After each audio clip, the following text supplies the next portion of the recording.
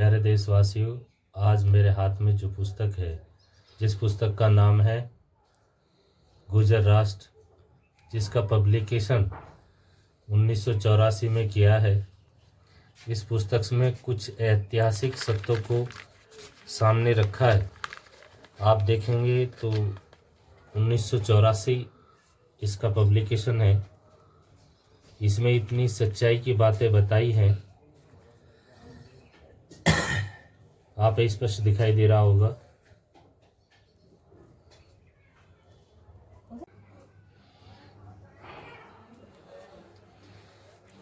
गुर्जर शब्द का उद्गम एवं विकास। वासुदेवानंद तीर्थ, जिन्होंने गुर्जर राष्ट्र पुस्तक लिखी, उसमें उन्होंने कहा है कि गुर्जर शब्द को सर्वप्रथम संस्कृत में गुरुतर और गुरुजन शब्द प्रयोग होते हुए आए हैं और वाल्मीकि रामायण का उन्होंने प्रमाण लिया है। उस प्रमाण में उन्होंने एक मंत्र को लिया है जिसमें गतो दशरथ स्वर्गीय गुरुतरोह गुरु, अर्थात गुरुतर उपाधि को धारण करने के लिए उन्हें कहा गया है। तो मैं आप सभी लोगों से कह देना चाहता हूं कि वास्तव में आज वर्तमान में जो विषय है वो विषय इस प्रकार है कि यदि हम अंग्रेजों के दिए हुए लिटरेचर के अनुसार ही अपनी बुद्धि को रखेंगे तो हम एक वही कामगार प्रजा बनकर के रहेंगे, कभी स्वतंत्र व्यक्ति नहीं बन सकते और कभी राष्ट्रीय चिंतन हम नहीं कर सकते कि राष्ट्र को वास्तव में एक साथ एक ही समय सेम टाइम सेम पीरियड में कैसे गुरु बनाएं और कैसे उसकी अस्मिता को अंतर्राष्ट्रीय स्तर पर स्थापित कर पाएं। तो उसको सर्वप्रथम भारत का नामांकन कहीं इंडिया हुआ है, कहीं भारत भी माना है, परंतु यदि उसे गुर्जर राष्ट्र या गुर्जर शब्द से संबोधित किया जाएगा तो गुरु धातु उसमें अपना आप आ जाएगी। तो मैं आप सभी लोगों से कह देना चाहता हूं और बताना चाहता हूं, विशेष करके इतिहास की खोज करने वाले ऐसे व्यक्ति जिन्हें वास्तव में सत्य की अभिलाषा रहती है, सत्य को जानने की। आज समाज में लिटरेचर बहुत है, पर उस लिटरेचर के अंदर आप देखेंगे तो ऐसी कोई शक्ति और ऊर्जा नहीं बची हुई है कि जो ये बता सके कि हमें वास्तव में भारत में कैसे लोकतंत्रात्मक राज्य की स्थापना करनी है। कुछ अंग्रेजों के सिस्टम को ही फॉलो करते हुए आ रहे हैं, उस ट्रेडिशन को फॉलो करने वाले कहते हैं कि ये वास्तव में लोकतंत्रात्मक हम व्यवस्था ग्रहण कर रहे हैं। परंतु डेमोक्रेसी सेटअप वास्तव में क्या था?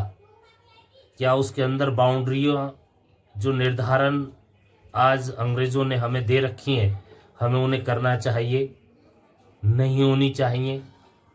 क्या वो राष्ट्रवाद के परिप्रेक्ष्य में बहुत उचित है, नहीं है?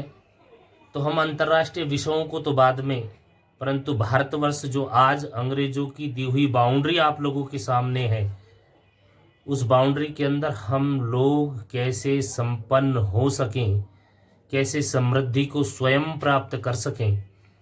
क्योंकि जब हम स्वयं में उस शक्ति का सृजन कर लेंगे और हम में वो आ जाएगी कि हम वास्तव में एक अच्छे परिप्रेक्ष्य को रख सकते हैं, हम ऐसे इकोनॉमिकल एटमॉस्फेयर को क्रिएट कर सकते हैं जो डेमोक्रेसी सेटअप के अनुसार है, तो आप पाएंगे उसे हमें ग्रहण करना होगा और हम अंतर्राष्ट्रीय पे ग्रहण करा पाएंगे।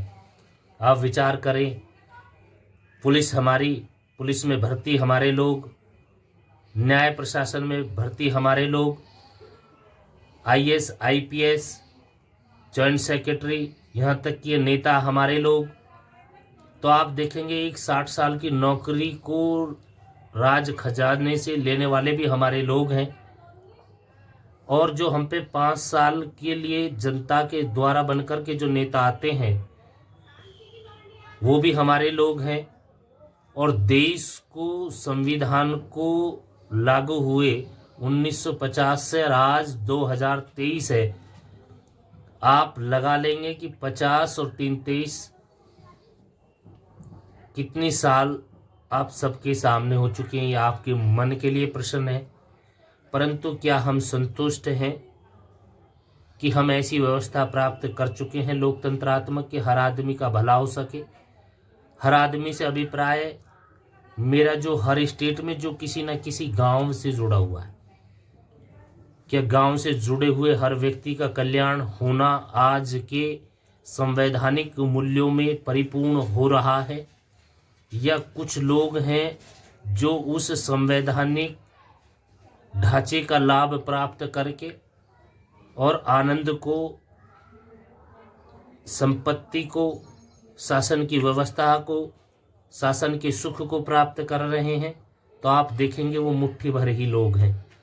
हमने देश की आज़ादी इसलिए नहीं लड़ी कि वो मुट्ठी भर लोग उसका आनंद लें।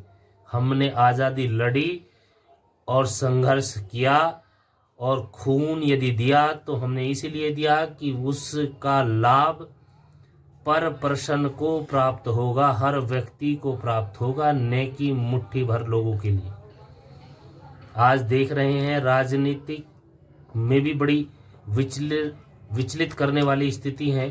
आप देखेंगे जो मूल निवासी हैं बेचारे, उनकी संख्या इतनी रह जाती है, परंतु जो नगर के ला करके अन्य देशों से बसाए जाते हैं वो लोग इतनी स्थिति में आ जाते हैं और वो एक राजनीतिक को तय करते हैं।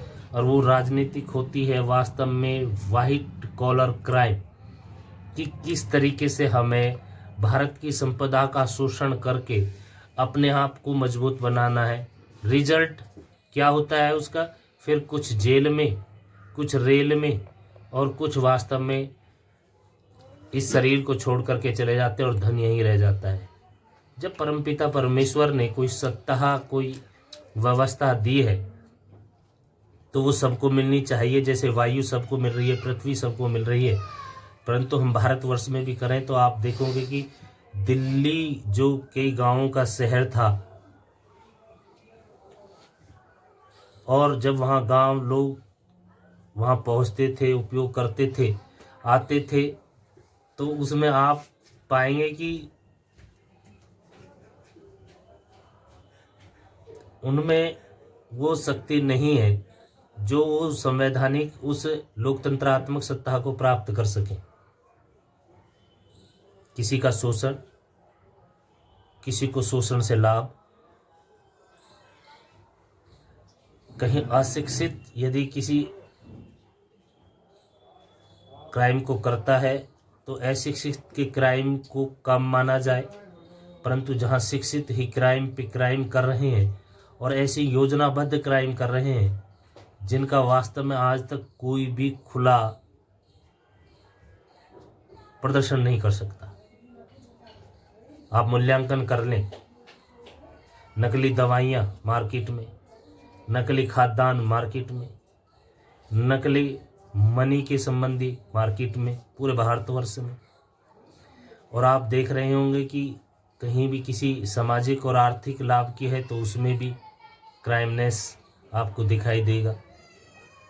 तो इन सब मूल चूल समस्याएं की जो आज हम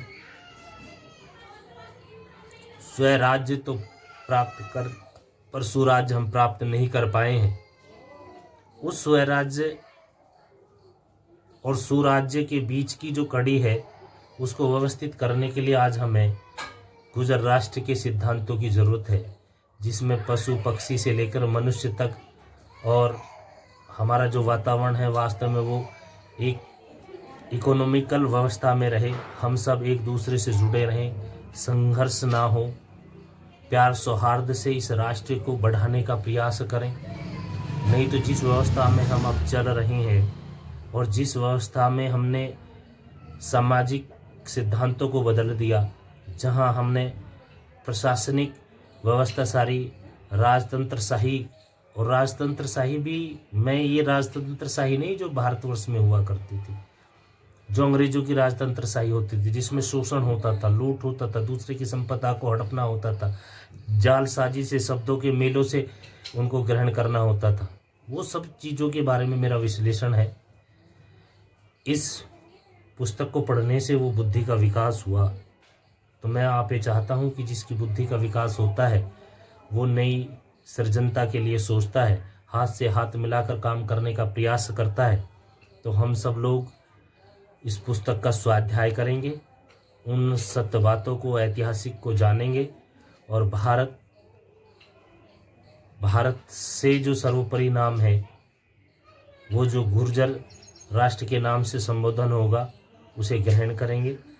उसमें मुद्राओं का व्यवस्था अपना करना, वहाँ पे पुलिस की इस तरह से व्यवस्था अपना करना कि सम्मान से लगे कि एक नागरिक और एक गवर्नमेंट का सर्वेंट आपस में वास्तव में किसी रिलेशन में है।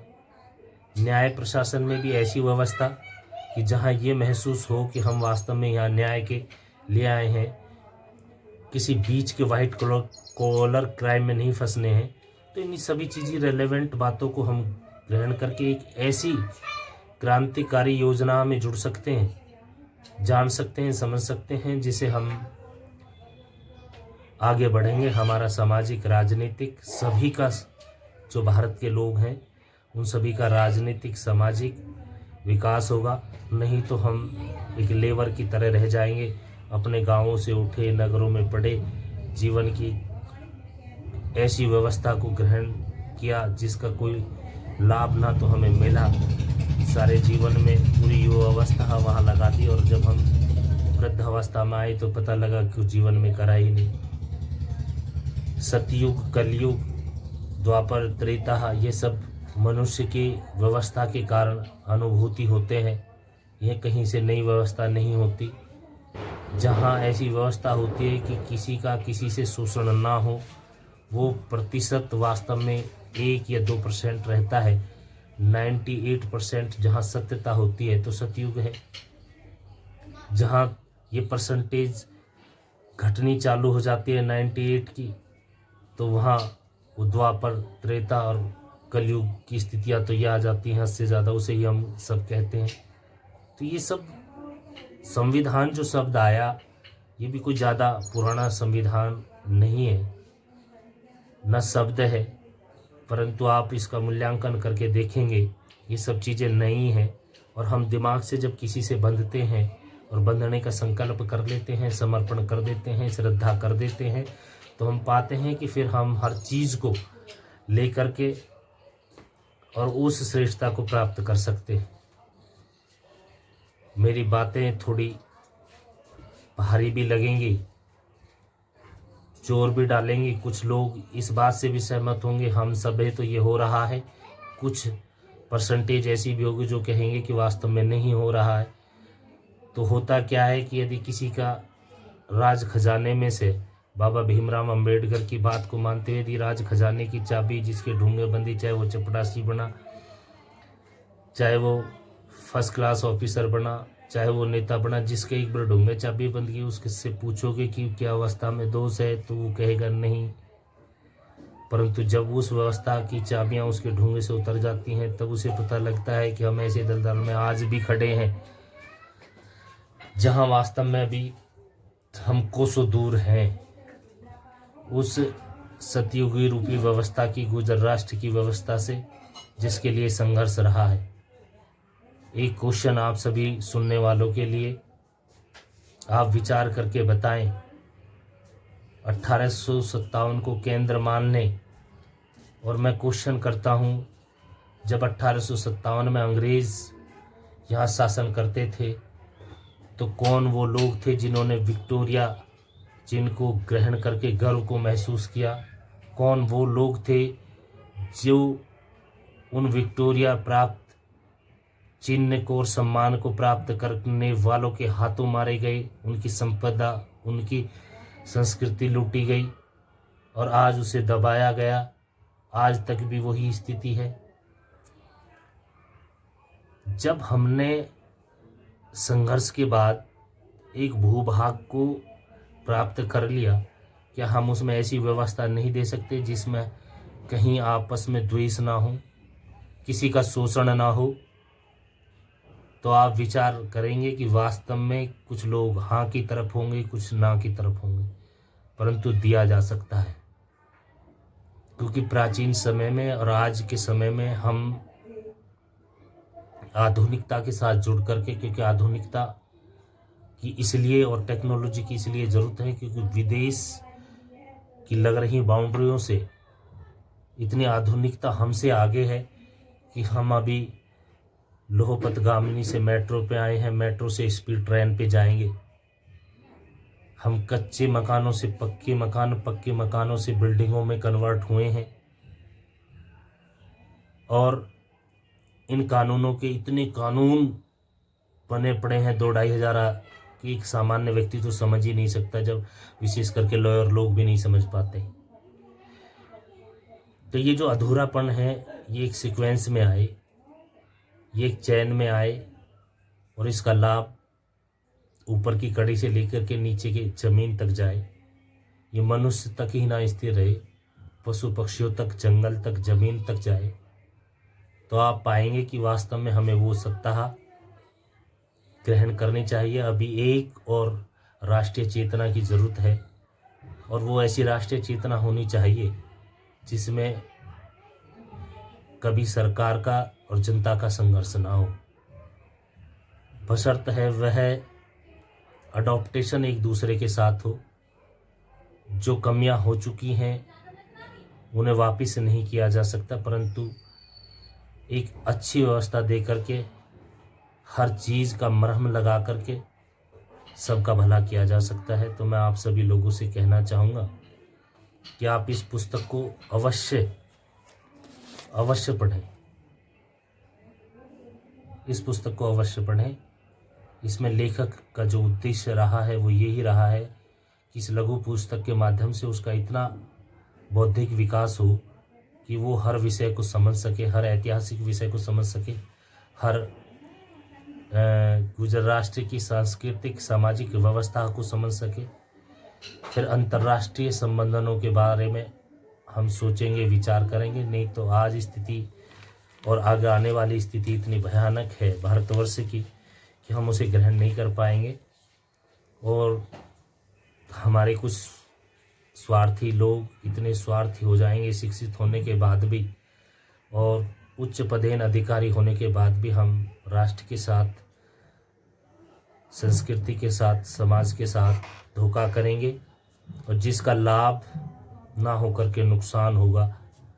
तो मेरा यही नम्र निवेदन है कि आप सब लोग इस गुजर राष्ट्र को ज़रूर पढ़ें, ज़रूर समझें, ज़रूर ऐतिहासिक विचार करें, और लेके कश्मीर से कन्याकुमारी तक, गुजरात से लेके असम तक की संस्कृति को एक सुदृढ़ मजबूत संस्कृति बनाएं और लाभ सब तक जाए।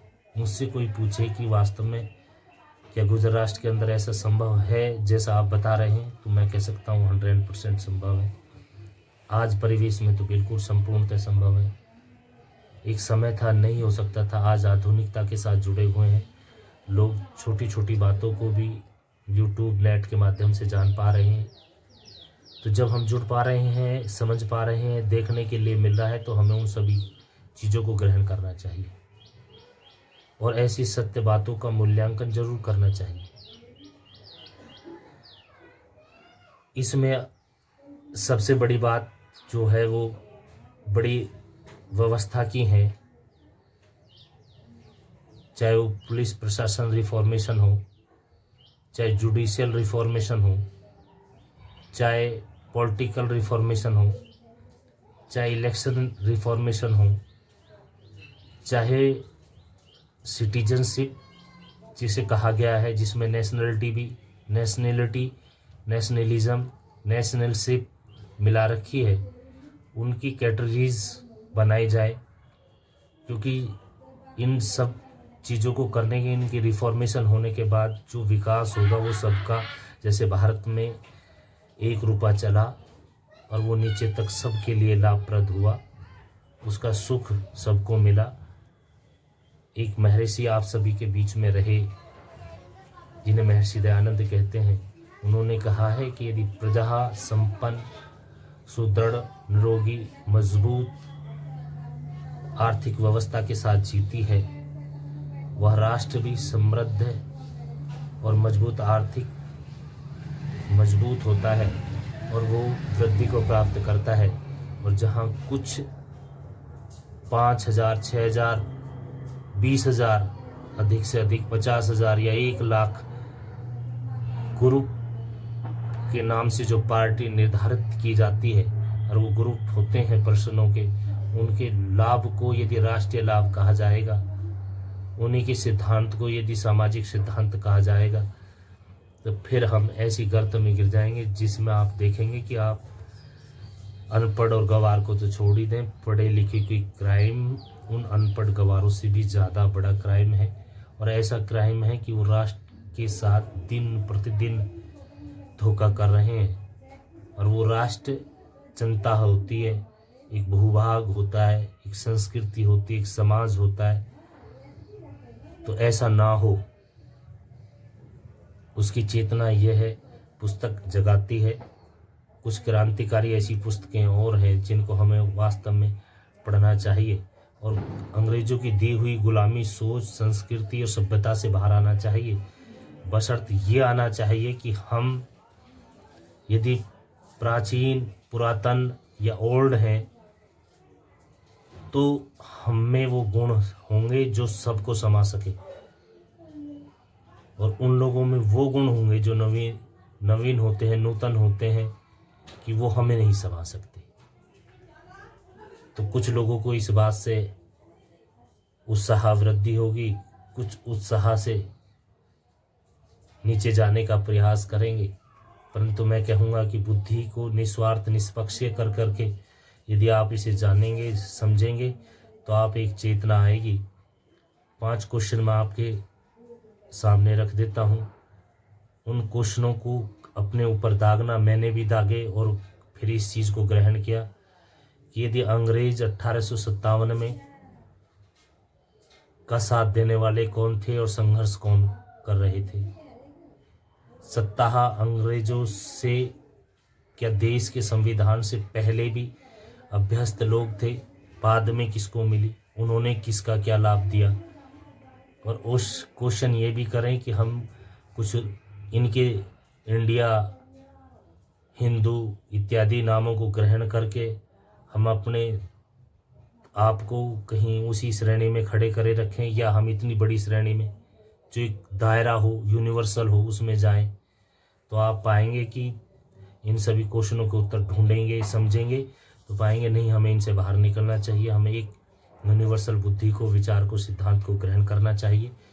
और उससे पहले हमें अपनी राजनीतिक, सामाजिक व्यवस्था को इतना सुदृढ़ और मजबूत कर देना चाहिए कि एक व्यक्ति के अंदर से भी राष्ट्र के प्रति 1%, 100% में से 1% भी हानि करने की भावना उत्पन्न ना हो। 1%, 1 में से भी आधी % भावना उत्पन्न ना हो।